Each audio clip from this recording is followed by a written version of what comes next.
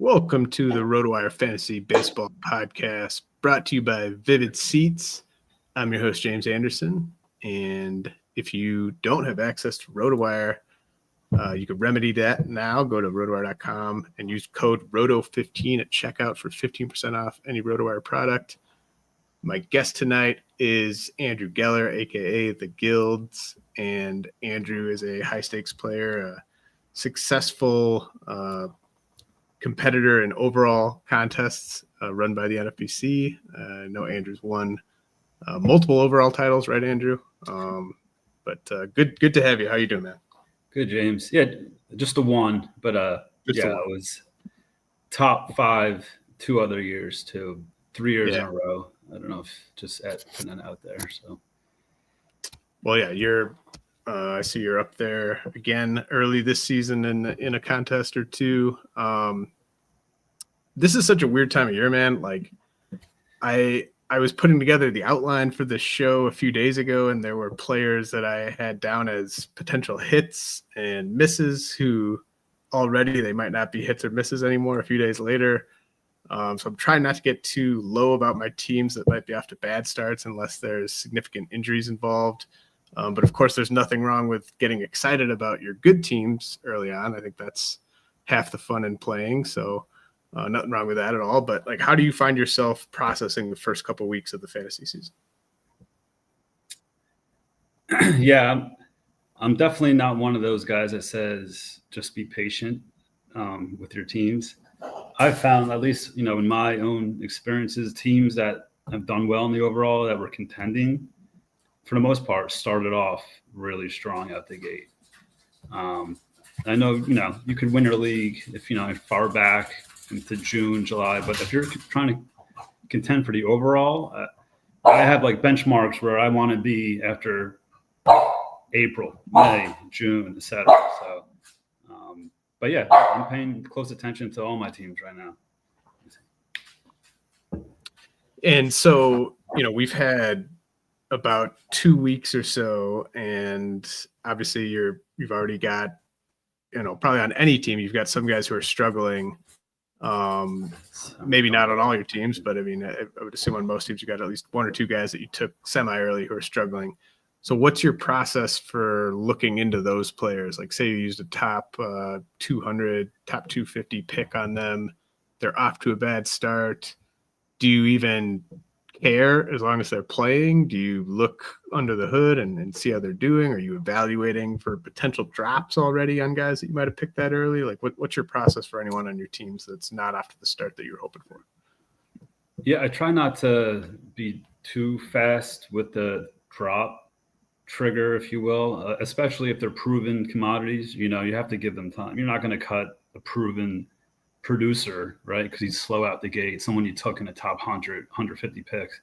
But once you start getting into those, fringe guys around 200, 250 that don't have that track record of success, and you're just wish casting that they're going to start producing, those are the guys that I'm very okay just churning off my roster. So, I try to be patient with guys that I know can and have produced in the past, and that's kind of, my mindset early on, at least.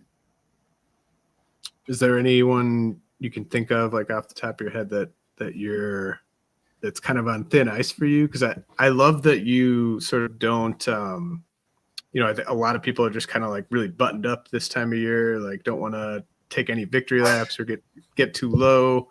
But I feel like you're not just out there doing like everyone should have listened to me about this thing that was semi-obvious, but you're doing like minor victory lap here or there, but also you're pissed off at some of the guys on your teams that are struggling. So are there any players that are currently sort of on thin ice for you, or that you're maybe a week or 2 away from looking into cutting? Yeah, there's definitely a couple of those. Taylor Ward comes to mind. I have a couple shares of him. I think he hit a home run tonight, which was nice. But I mean, that's definitely a guy on the fringe right now. He's been a decent player in the past, but he's not. His profile is pretty replaceable, right? I mean, he's got decent power. He's not going to do too much else. Doesn't steal too many bases, but he's just been absolutely brutal. And I think they could start moving him down a lineup. at some point, especially if he continues this, drought. So I mean, that's just one guy. As far as fringe guys, like I'm watching Vientos, I wouldn't drop him at all, but that's a guy I'm sure we'll talk about later where I took a decent amount of, and the early indicators are a little sketchy on him. Yeah. I mean, Vientos is interesting. Yeah, Ward like to be homered tonight. But yeah, like really basically hasn't produced at all other than that. Vientos, like the strikeouts are in good shape. He's not striking out that much. He's just not doing anything when he makes contact. Yeah, and he's been walking these last couple games. I mean, he's looking better at the plate. I think it's coming. It's just, it just hasn't happened. I think it's going to come, though. Yeah, his at-bats have definitely looked better. There's no threat to his position. Brett Beatty has been abysmal playing. I mean, if he's not sent to the minors this week at some point, I'd be surprised. So they're going to give him as long as leash as possible. So I think he's actually probably a good buy low in leagues that you could trade in right now, Vientos. I'm sure his owner's probably a little frustrated with him, but yeah, I mean, he's not a drop in any NFBC league. So just a guy that I'm keeping a close eye on. And I've been benching. Don't be afraid to bench guys you took in the top, 100 picks if they're not producing. Let them sit on your bench and go over on your bench. And once they start heating up, plug them back in. Yeah, I think your dog was really pissed off about Taylor Ward. Now that we moved on to Vientos, he's not as worried about that anymore. So, this might have been something you were going to bring up later, but I noticed you have a Pete Alonso share on your best main event team, your CLQ team. I noticed another Mets fan friend of mine, Rob DiPietro, I think also got Pete Alonso in a main event. I'm just wondering, was that just kind of everyone was just not giving him enough respect because of the lack of speed, or was he like an actual target? Because Pete Alonso's start to the year has been certainly fantastic. I don't know if you expected that or you just thought he was a good value. I think all of that. I was definitely targeting him. I have him, I think, on like 5 or 6 of my FAB teams, 2 of the mains, I believe. I just think, he was a good value. I think owners were too down on him going into the season. And then once you add in Juan Soto into that lineup, he's another walk year for the most part. I know he has a player option, but he's playing for the big money again. And he's looked, I don't know if you've seen much of him to start the season. I mean, he's looking like vintage Alonso. That year he just went crazy, 53 homers, I think. He's laying off that slider that would get him nonstop. He's taking walks. He's going the other way. Like everything you want to see from Pete Alonso, you're seeing right now. I mean, if you're an Alonso owner, like I said, self high five. I mean, all that stuff. It's you're in for a huge, huge season. So, and I loaded up on him everywhere, and that's probably why my teams are, doing pretty well right now. Yeah, I mean, he's not doing what I want to see, because I don't have any Pete Alonso. So, but yeah, I'm sure he is in for a great year. He looks great. Yeah. So yeah, congrats. And I think that's the power. The power I found, at least in drafts, was pretty suspect, I felt. So there was a lot of drafts. I mean, in one of them, I took Alonso. I took Olsen in a 3rd and Alonso in a 5th. And I was just trying to capitalize on that early power because I felt like once you hit those, 150 picks in, the power kind of just, evaporated.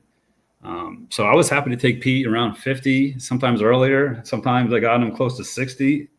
And, I think we're looking at, 45 homers, 200 RBIs, runs, 250. I mean, he's going to be a smash where he took him.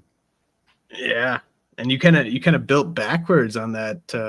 I haven't looked at all your teams that are doing well. I just looked at one, but like you had Jung-Hoo Lee and Stephen Kwan, I think, on that team too. So just kind of a fun way to attack the categories, getting the batting average kind of middle, late, and then that crazy amount of power up top. Batting average is the one category. I've said this many times where – can you hear me? Yeah. Yep. You hear me? Yeah. So batting average is like the one category. Like I don't put as much emphasis on. I just think year to year guys can fluctuate 250, 270 up and down, unless it's a proven, Luis Ariz kind of 300 base hitter, where you're getting there. But it just fluctuates so much that I think a guy that could hit, 230, 240 one year, doesn't take much for them to hit 255 the next year, right? So I worry about batting average later, and that's kind of how I approach these. Nice. I mean, that's like the ultimate sort of zig while people are zagging type of thing. Because I'm extremely protective of. Yeah, because if you get that batting average spike, from you get that spike from those guys, after these other players or other owners are reaching for guys because they think they're getting a good batting average, and you're taking the power and speed guys that might have the little more risk there, who happen to have the higher end of their outcomes in batting average, you're off to a good start there. Yeah, so Yancey's saying this is the most he's seen me smile in a while in the comments. I guess it takes someone waxing about a guy that I don't have on any of my 30 teams for me to smile. But a guy that I do have on one team, Kyren Paris of the Angels. So I can take a tiny victory lap that I'll quickly override in a second, but I added him for $1 in my most expensive league the prior week. But then I benched him because I added him as like a luxury. I didn't need him at all. And but I started Geraldo Perdomo over him, who also went yard tonight. So I was there on Kyren Paris, but I wasn't there for the big money Kyren Paris spending, which you were. So hats off to you for that. I mean, I know there's some not to cut skepticism out there, I think, from some people that weren't on Paris kind of the past 10 days or so, but I think he's just been absolutely fantastic. I'm buying sort of what he's selling, and I have a little bit of regret for not being a bit more aggressive this past week. But when did you start adding Paris? Was it just this past week? And what do you envision the rest of his season looking like? Well, real quick, as you bring him up, he just hit another home run, the second one of the game. Sick. So that's pretty crazy. I'm looking at the game tracker. Kyren Paris, second home run. Yeah, this is crazy, man. I didn't know much about him. I started digging in this past week before, and I was looking at his minor numbers. Obviously, the speed was there, right? But a lot of the swing and miss stuff was there as well. But then I came across the YouTube video on him going to, what was the guy, the teacher, Mr. Teacher, or whatever his name is, the guy that helped Aaron Judge with his swing mechanics. I don't know if you got a chance to see this. Specific guy, I just know he was trying to copy Aaron Judge.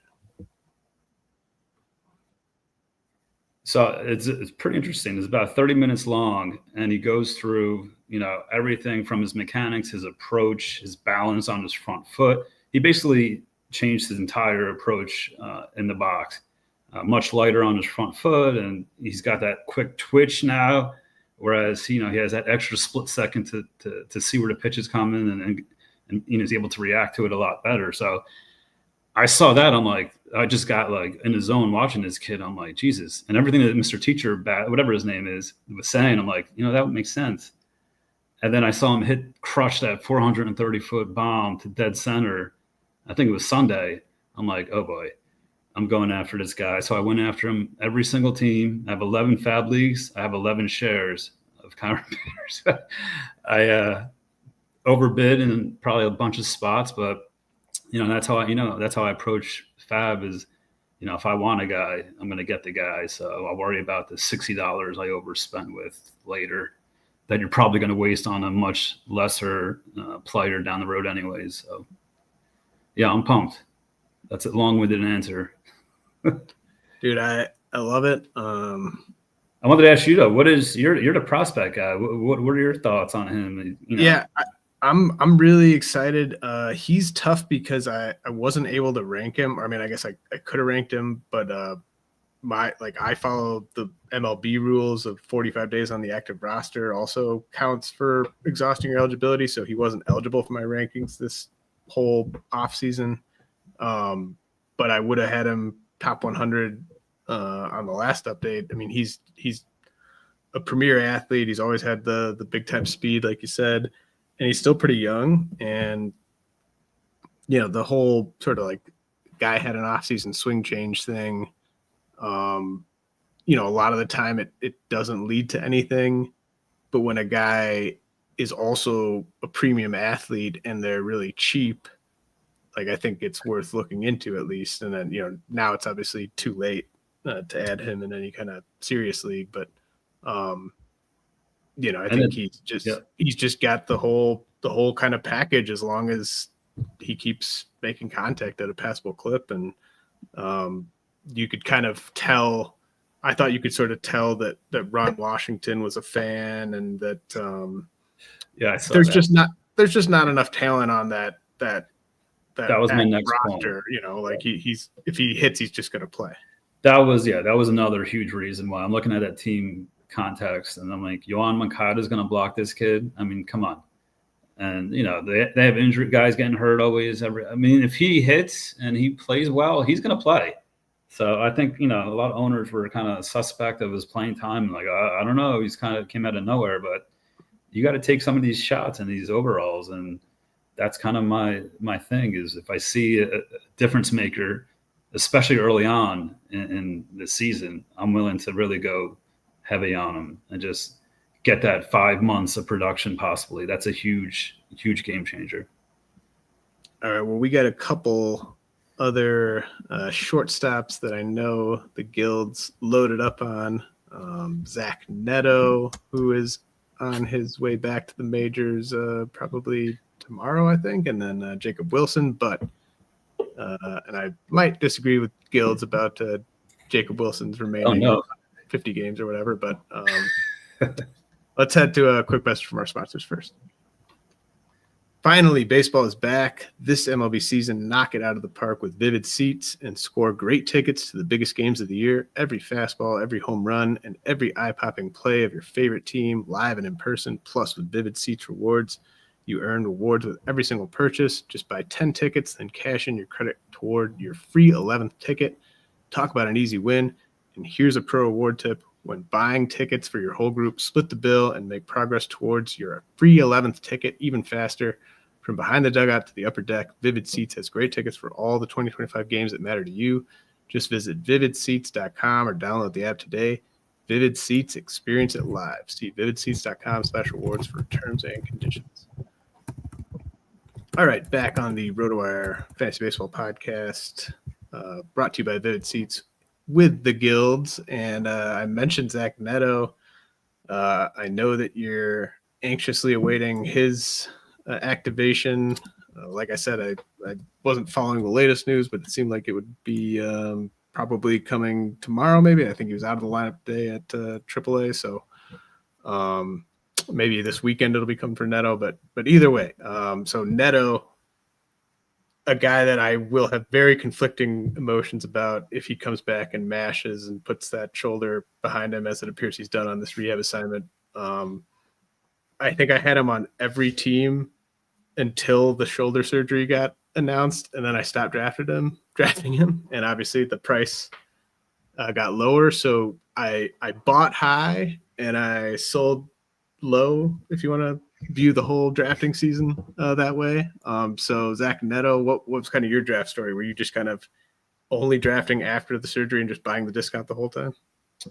Yep, I was pretty much exactly that. So I think owners were letting him fall way too far. You know what I mean? I know it was the injury was a little vague. Not a lot of information they were giving us, and owners essentially, when they're drafting, they don't want to take a guy that's already hurt, which I get. But at some point, that player becomes too much of a value, or you just got to take him, right? So, he was going 220, 230 in some of these mains even. So I think I have two of my mains, and I was just clicking that button, and I was like, I'll figure out middle infielder for 2-3 weeks. You know what I mean? If you're getting a guy that could be a top 10 producer for 5 months of this, even if he's out all of April, which doesn't sound like that's the case. That was still very well worth that price.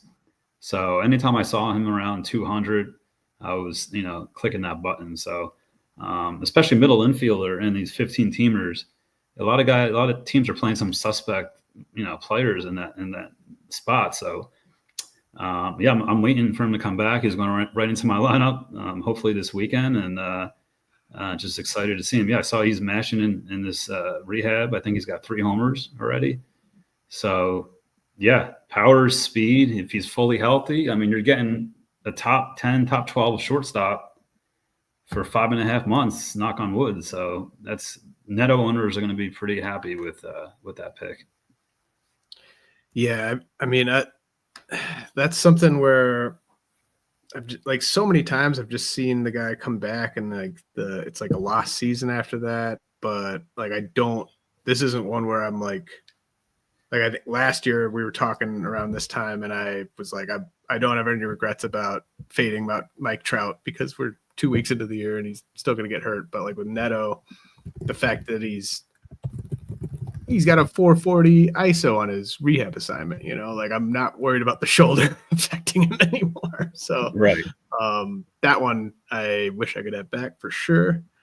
And he's, like I said, I was drafting him in every draft before he got hurt. So like, I love the player. And in that sense, I hope he has a good year, but I just should have stayed on it. Yeah. And I'm one of those guys, like once they have surgery, right? I mean, the idea is once they're come back, they're ready to go. They're actually healthy, right? That's what surgery does for these players. They heal and they get better, and then knock on wood, they're healthy. Kodai Senga is another guy that people were scared off of in draft season. But all accounts that I was reading, here locally, is that he was good to go. They're going to monitor him, obviously, and probably do the 6-man rotation, at some point when Naya comes back, maybe. But he looks like the Kodai Senga from 2 years ago, which was dominant. So, I'm not one of these guys that looks for, huge discounts always, but I just think if, I try to take advantage when I see other owners overreacting to injuries and like taking them off their board. It's like, all right, I'll be your Huckleberry. I'll take him and, reap the rewards. So that's just how I approach it. Yeah. I mean, like Senga, I would still probably not draft him at his cost, even knowing what I know now. Really? I mean, like there was a time where he was getting drafted like over Christopher Sanchez, like for a good chunk of drafts. Yeah. But later on, like, he was going like 150, 160. I mean, Sanchez was definitely ahead of him at the end of draft season. But yeah, you wouldn't take him around like 150 right now, knowing what you know? Well, I mean, I would also know what I know about everyone else. That's true. Yeah, so I don't know. There might be another pitcher that I feel better about health-wise, but yeah. What is your concern if he is indeed healthy, right? And he's looked really good. Are you just concerned with the usage, or? I just feel like he's been really handled with kid gloves for like a year, and I don't really trust him to throw a ton of innings this year. Yeah. He definitely could. I just, but yeah, I mean, there's plenty of guys like that, right? So, yeah. Now, early hits. Who are like, or I guess no. Actually, I wanted to ask a bit more about like, so what team do you think of yours right now is in best shape, like for potentially competing for an Open? Or do you have a couple? Yeah, I have a few. I think Churio was a guy I was high on in a lot of OCs. Corbin Carroll. I have a lot of Pete Alonso. I mean, my offenses are pretty strong, and I feel like pitching wise, knock on wood, I've been able to avoid a lot of these injuries that we're seeing. So I've taken the Schwellenbachs. I have Bybee. I have a bunch of. I have Senga. Guys doing well now. We'll see. Knock on wood. Hopefully they stay healthy. Sorry, my dog doesn't like I'm on pitching staff I'm looking at. But honestly, I think it's just guys. I've avoided a lot of the landmines so far, and the players that I did take are actually probably overperforming their draft costs. So when you combine those two, that's kind of why I'm sitting where I am. Let me take this. I feel like your dog is like trying to remind you about some team that you have that you're like blanking on that has even better players. She doesn't like when I talk about my drafts or my team. So it's like you abandoned me for those 3-hour drafts. Like what the hell? Yeah, but no, I think I think, like I said, I think I've been avoiding a lot of those injuries, and I've nailed a lot of those later picks as well. Closers, I'm starting to get a little nervous on overall. So we'll have to see. It's still early, but yeah, I don't like some of where I'm sitting with saves in a few of these leagues. So which you got, like Devin Williams? Who you got? Oh, I got Iglesias on one, Trevor McGill on another. I did the spec picks I got a couple of Jordan Romano, which I since dropped. Mm-hmm. Chris Martin, I thought was the guy, and he wasn't the guy, right? So I feel like I have at least one, and possibly two good closers, especially in the OCs, but I don't have that third, which is Maine. I have one really good one, and a couple iffy guys, as a two. So you could tread water, I think, as long as you have one really decent one. You could try to find those extra 20, 30 saves throughout the year, but it's not a good feeling when you don't have two legit, closers that you don't have to be concerned about, basically. I mean, I think it's almost a good sign for the start of your season that you're already kind of worried about your closers, because like I have some teams that are off to decent starts, but like I don't have any teams that are so good that I'm already kind of like worrying about my closers. Although like I guess I don't really have that any teams where I'm just like in big time trouble at closer too. Like I at least have like some okay specs, but like the Raisel Iglesias one, like that's a great example of just kind of how painful the first 2 weeks of the season can sort of be, because Raisel Iglesias wasn't doing anything wrong. His team was just sucking, right, and he wasn't getting saves. And you're just like, okay, I used a 3rd or 4th round pick on this guy who's given me no value through the first like 8 days of the season, basically. Right. And that's why I get why these closers that are showing up on these waiver wires, people are going crazy for it, because you could be sitting there in your league. You might have an Iglesias, right? And you have 0 saves, or he has 1 now, but you're sitting there with 0 saves. It's week 3 already. And, you look at yourself in the standings, you can't fall too far behind. So you kind of want to get back into that middle of the pack, and you can't just sit there and, hope your closers get saves, or your one closer starts getting saved. All of a sudden you're, 10, 15 saves back at a pack, and it's June, and you're scrambling for the rest of the season trying to catch up there. So it's tricky. Yeah, I mean, the saves are going to be there with Iglesias, I think.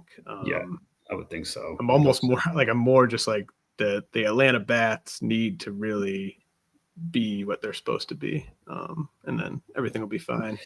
Those other closers, too. Yeah, you got to be a little nervous. I think anyone outside. But the funny part is Robert Suarez, who nobody wanted to touch, is like nails. He's like gold of all the closers, which makes sense. That nobody wanted to touch him, and he's probably the surest bet going right now.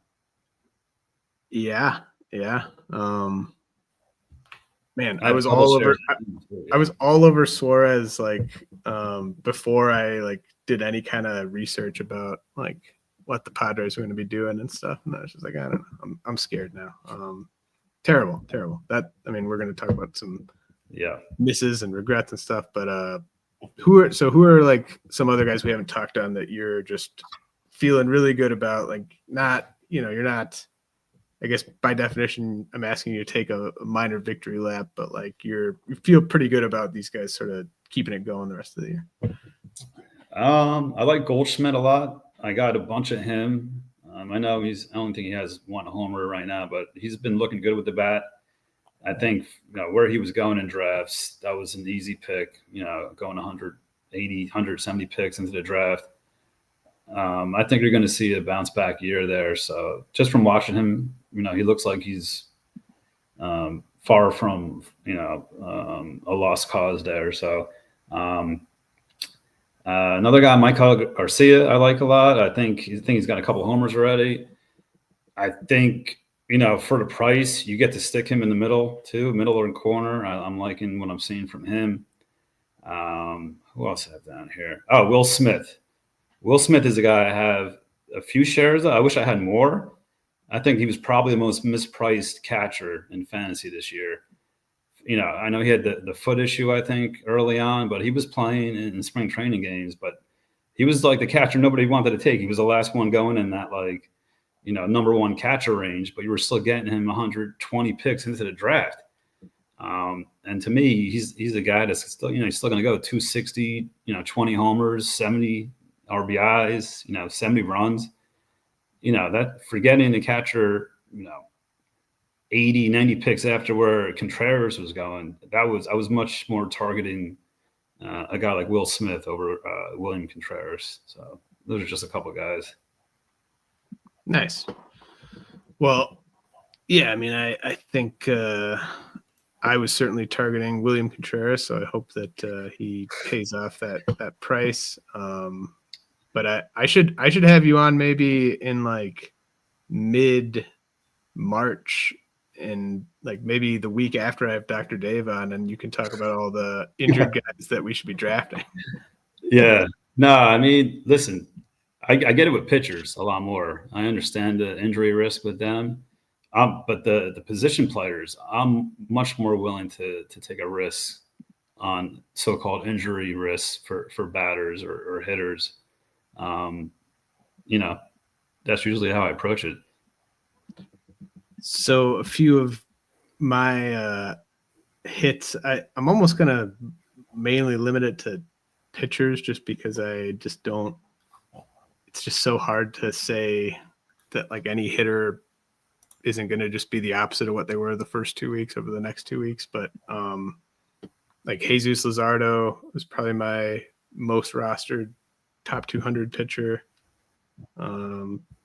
Pretty good start for him so far. He looks good, really good.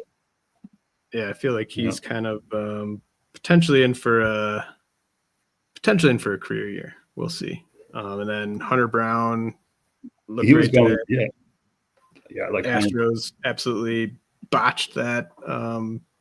Umps a little bit too, but should have gotten a win today. But I think Hunter Brown's in for a huge year. Tommy Edman, I've got a lot of. Digging the power he's shown so far.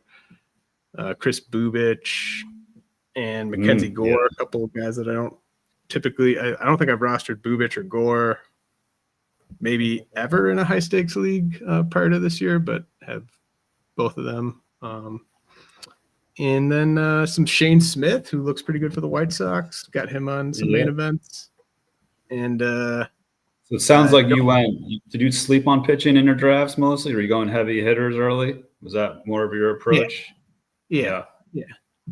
So like Hunter Brown's my ace on a few teams, and Luzardo's like my SP3 on a bunch of teams. Yeah, those pitchers that were going, I mean, it made sense. There's from Schwellenbach, Glasnow, Hunter Brown, Bybee. I mean, you were getting these guys 80, 90 picks into the draft, and they all have ace, potential. So it makes sense. Yeah, Schwellenbach was definitely got a bunch of Schwellenbach, wanted more of him. He was more expensive in Vegas. My partner Todd, like we went into our auction. We were saying like 22, and then he was at 22, and he's just like, just go 23. Like we got to get him. Like that's what happens in Vegas. But then like Bybee and Schwellenbach you could have drafted at awesome prices like early March. They kind of just kept going up from there. But you have Strider. Any Strider? Yeah, I got a decent amount of Strider before I sort of stopped drafting him after the price got past like the 8th round. So don't have him on any of my like really expensive teams, but a lot of DC shares. So that should be I think good he's for coming our back. Raisel Iglesias shares. Yeah, I would hope so. Yeah, I think he's coming back. What, within by the end of the month? I think, right? He should be back. Yeah, and I mean, I'm not victory lapping that at all yet. Like that, there's a long way to go on that one. But that was a Plus, I risk. wonder how. Yeah, I wonder how they're going to use. You know what I mean? He's going to go 3-4 inning starts at first. You can just let him go. I don't know. It'll be interesting to see. I mean, I think they're just gonna they're gonna use him as much as they possibly can without like it being just out of control. Yeah. So a couple misses. I'll throw out a couple ones that I just am really pissed about. And then if you have a couple, like Ben Brown and Griffin Jacks, just the fact that I even used them to this point in the season is like already makes just having them on any rosters kind of a miss because of the damage they've done. Like Griffin Jacks, I thought was a pretty decent sort of premium closer handcuff type of thing. But just the fact that I started him the first couple of weeks and he did hurt my ratios and didn't get any saves, like that makes it a bad pick. And then with Ben Brown, like I've got some teams that are in 14th place just because I used Ben Brown a couple times. So I hate that. At least I didn't bid on Ben, or at least I didn't win any Ben Brown in Fab. The Ben Brown I had was late draft pick, so I didn't spend a bunch of money in Fab to light my ratios on fire, but have some regrets about those two guys. I don't know if you got anything. Yeah, I got a couple. I think Danny Jansen's one of them. For some reason, I don't know why I draft this guy. Whenever I do, like I've had a bunch of Danny Jansen over the years, and he's just always terrible. He's always terrible. I don't know why I pick him, because I'm like, maybe this will be the year, and I'll take him as a late C2. And he's just brutal, like always brutal. Anytime I have him on a team, he's terrible. I mean, he's been terrible every year, so that makes sense. But now I'm just looking, and especially I have on two mains, which sucks. And now I'm trying to find I can't even replace. I can't replace a shitty Danny Jansen that's like 0 for 40, because the guy I'm replacing him with is probably 0 for 40 also. Well, you'll get to bid. I think with Corey Lee getting injured, you'll get to bid on one of the White Sox catching prospects on Sunday if you want. Yeah, are they good? Any good? Yeah, Edgar Caro I really like, and then Kyle Teal gets a lot of buzz. So definitely, whoever they call up will be 15-team roster. Because I'm looking at Elias Diaz. I'm like, do I really want Elias? Catchers and 15-team is such a. If you don't invest high in both, you're likely just staring at just garbage at your C2. And so he's been definitely a regret. And I did pick up Dylan Dingler. Is that it? Yep. I DM'd you for some intel there. So he's been a nice surprise the last couple of weeks. So yeah, and Angelo in the comments was saying you need to grab Dylan Dingler. So you were ahead of him on that one. Yeah, I already did. And the league, now he's not available anywhere. I mean, after the last wire run. So yeah, I mean, another guy too. I wanted to ask you about, James, Joey Ortiz, because I was high on him also, and he's done absolutely nothing. I sat him in Coors, and that's tough to do. You sat him in Coors? I did. I mean, he's done nothing, and I'm like, can I really start the guy just because he's in Coors? And I mean, I didn't ask that question, but maybe I should have. Yeah, I mean, see, he's definitely more of a fringe. You know what I mean? I'm not sitting like a regular, top end guy there ever, but Joey Ortiz. I mean, I was high. I really do like him. I like he had a huge spring. I like his skills. I think he can be good, but he's just. I mean, I got to pull up. He's really done that. He's the ultimate, you're going to see him on waivers soon in OCs, but you won't see him on any main event waivers. Oh, yeah. Agree. For a month Agree there, yeah. I'm pulling up his numbers now. He's 7 for 41. no homers, no RBIs, no steals. Like he's probably been the worst, like fantasy wise, the worst play as far as like non-catchers there is so far this season. Well, I've got him on a bunch of teams, so that checks out. Like Vientos is probably close. Him and Vientos are probably at the top of the list. If they're not, top 2 or 3, they're definitely like top 5 or 6. So I've got one player I didn't draft where I'm not going to say like, look, like, he was so cheap. I'm not saying it was like a great thing to not draft him, but I think people are getting a little too excited about Jacob Wilson's start to the season. Oh, I know man. you got some Jacob Wilson. And then on the flip side, I guess this is another one where it's like almost dated already, but I had Andy Pajes on here, like, who was off to a bad start. I don't have any regrets about. I guess he's still kind of off to a bad start, but he does have a couple homers. But at least with Pajes, like, I would do it again without knowing the performance, just knowing the playing time. Like, I was betting on Pajes actually playing more than people thought, which he has. Right. It hasn't been great, but like I don't have any regrets about that one because of the price and because of how much he's played, and maybe he's turning a corner. And then with Jacob Wilson, like, it was just kind of the perfect culmination of factors for him to have that like 2-homer week or whatever it was. Yeah. And like, I just think he's Luis Ariz. Like, I think he's fine. But he's like, I don't think the 2025 is like Jacob Wilson power breakout season. No, but I think, and maybe I'm crazy, I think you can get, 10 to 15 homers. Is that crazy? And then I would bet money. I would bet a decent amount of money on the under on 15, but I think he could get to 10. So in this climate, let's say he hits. All right, how about we go 12? You go 12, James? Yeah, I think 12 is like a. If Jacob Wilson hits 12, like, all of his owners can do a high five and victory lap at the end of the season. So you get 12 homers, you get a 310 batting average. Is that fair? That could be, sure. If we're giving him 12 homers, we can give him a 310 average. And here's my kind of thesis on him is I think he's going to play his way to the top of the lineup at some point. He started inching up already. He hit 5th the other day. Now he's back down to 7th. But let's say he hits that 2-hole, or even, well, he won't bat leadoff, or the 3-hole. He's at the top of that lineup, playing in that park half his games. The guy never strikes out, right? He's like almost like a video game player, just how much contact he makes.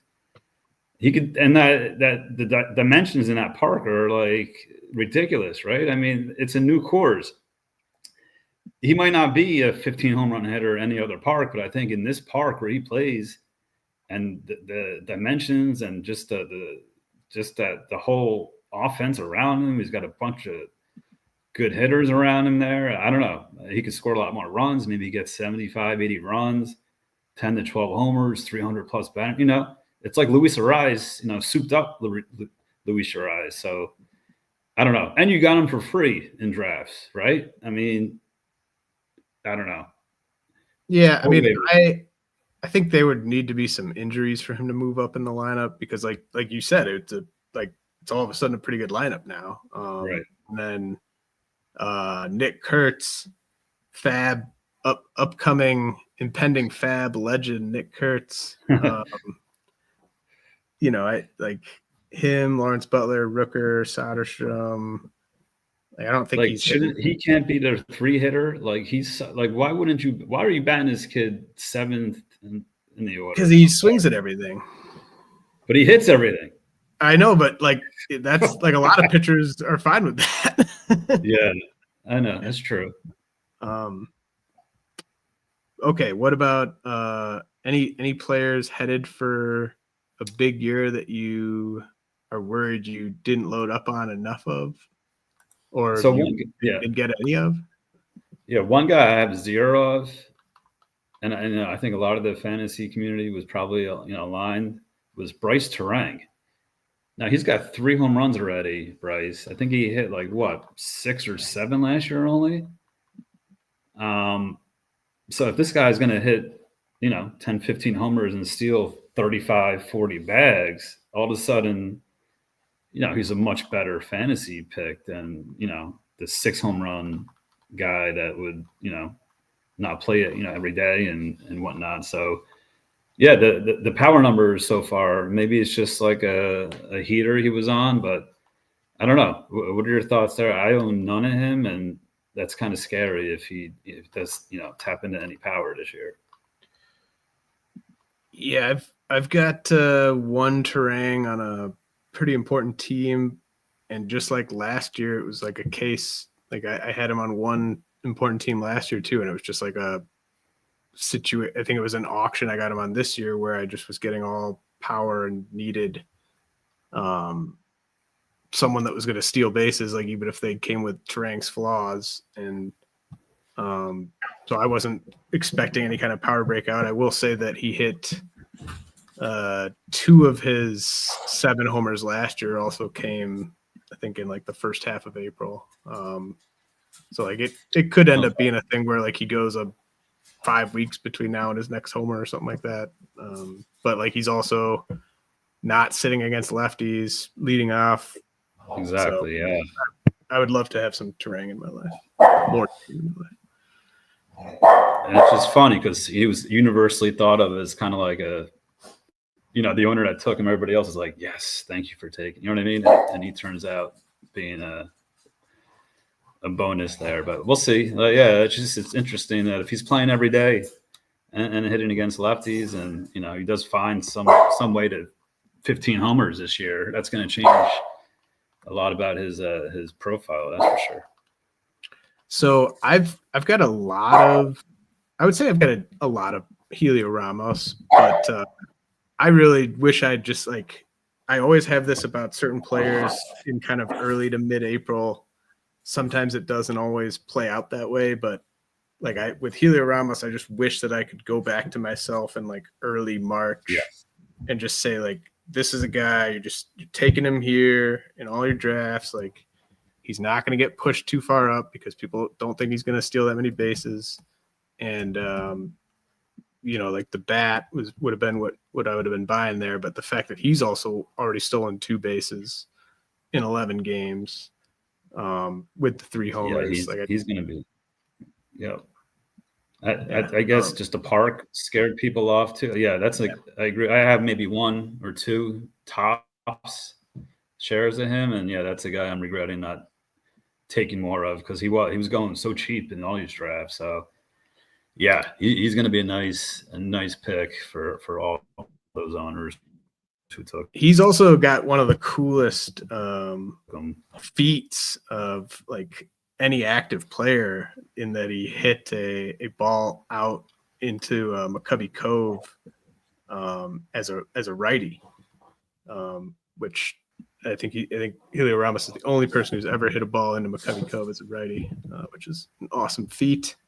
And then I think I've got some Tyler Soderstrom sprinkled around, mostly just because Todd Whitestone made us take him wherever we could in our leagues, but I don't have enough Tyler Soderstrom, and I'm a buyer in what he's selling. I don't quite know how the Athletics are gonna make the pieces fit, but I wish I had Soderstrom on a bunch of teams instead of just a few teams.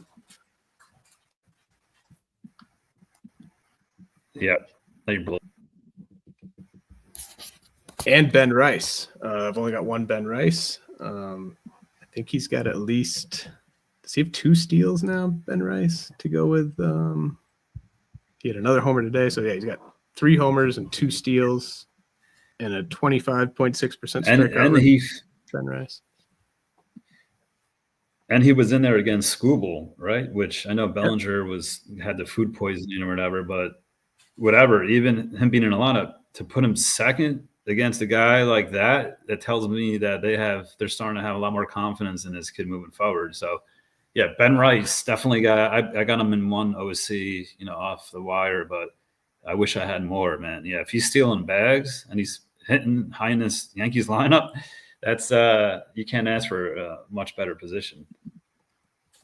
No, I mean, just feel fortunate to just even have one of him. And shouts to a belated victory lap on all my Manny Machado shares. 6 steals already for Manny Machado.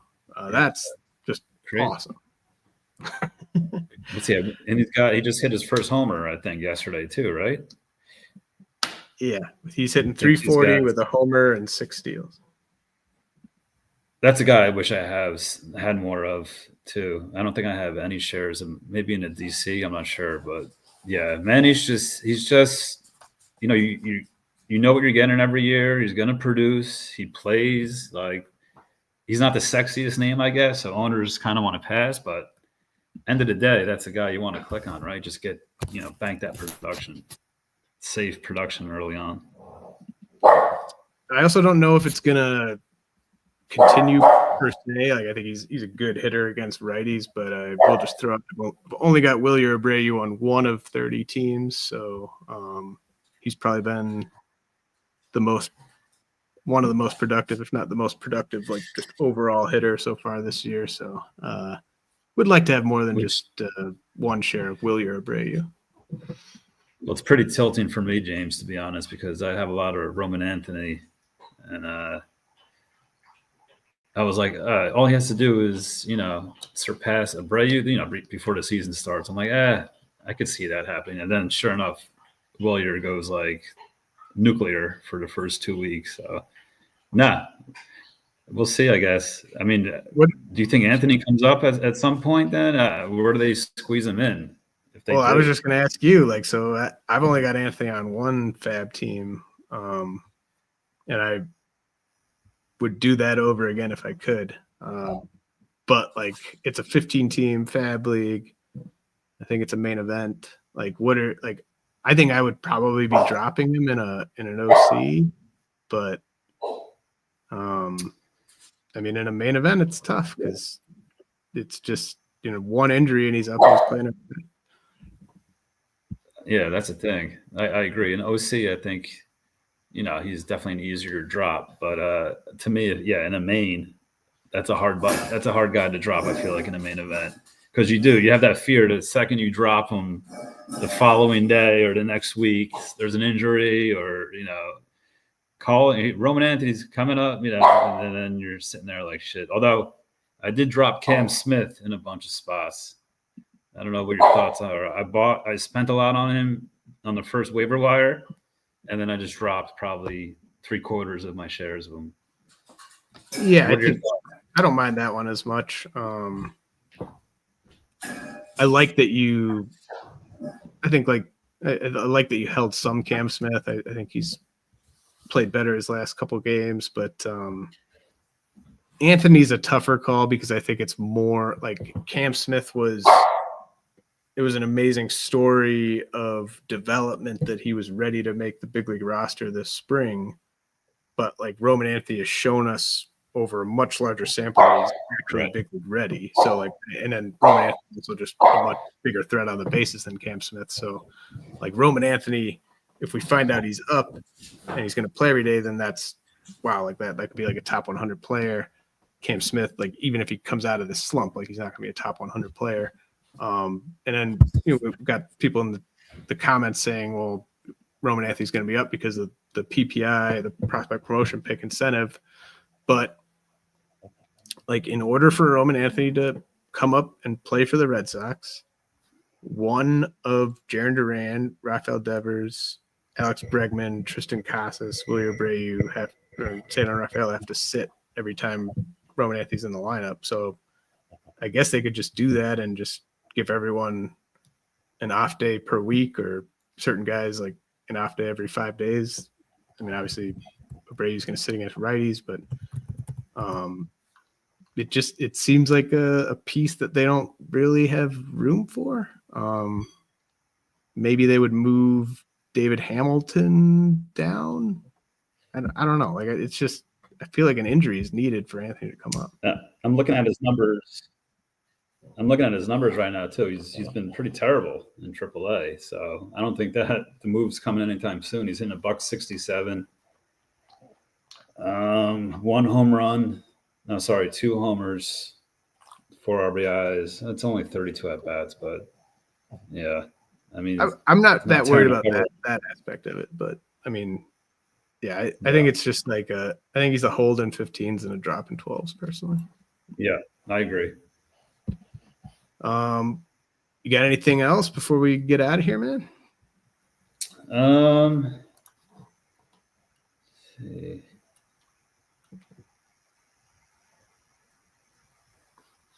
Oh, I was going to ask you. You said Soderstrom's a guy.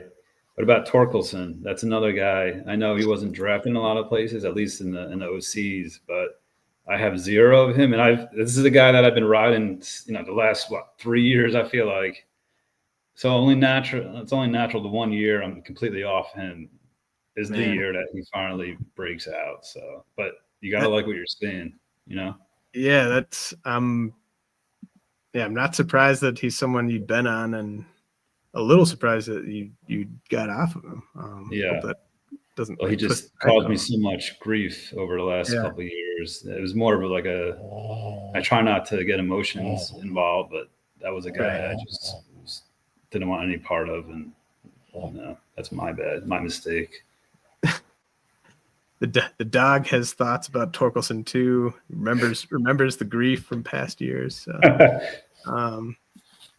Yeah, I mean, I think it's just kind of crazy how that worked out for them, where it seemed like mid-March, it seemed like he was ticketed for AAA, and then they just had like a rash of injuries, and then all of a sudden there's like a everyday at bats room available, and yeah, he's made the most of it. So great to see.